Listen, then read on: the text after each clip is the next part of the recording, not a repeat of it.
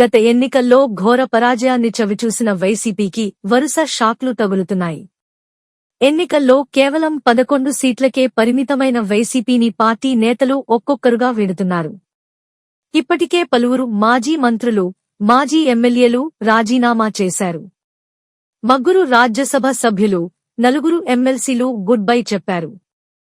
ZP చైర్మన్లు, corporation చైర్మన్లు, municipal చైర్మన్లు, కార్పొరేటర్లు, జెడ్పీటీసీలు, ఎంపీటీసీలు పెద్ద సంఖ్యలో పార్టీని వీడారు. మళ్లీ మనమే అధికారంలోకి వస్తామని పార్టీ అధినేత జగన్ చెబుతున్నప్పటికీ రాజీనామాలు మాత్రం ఆగడం లేదు. తాజాగా వైసీపీకి మరో భారీ షాక్ తగిలింది. ఆ పార్టీకి మాజీ మంత్రి అవంతి శ్రీనివాస్ రాజీనామా చేయబోతున్నారు. ఈరోజు ఆయన రాజీనామా చేసే అవకాశం ఉన్నట్టు తెలుస్తోంది. ఎన్నికల తర్వాత నుంచి ఆయన పార్టీ కార్యకలాపాలకు పూర్తిగా దూరంగా ఉంటున్నారు. ఆయన బయట ఎక్కడా కనిపించడం లేదు.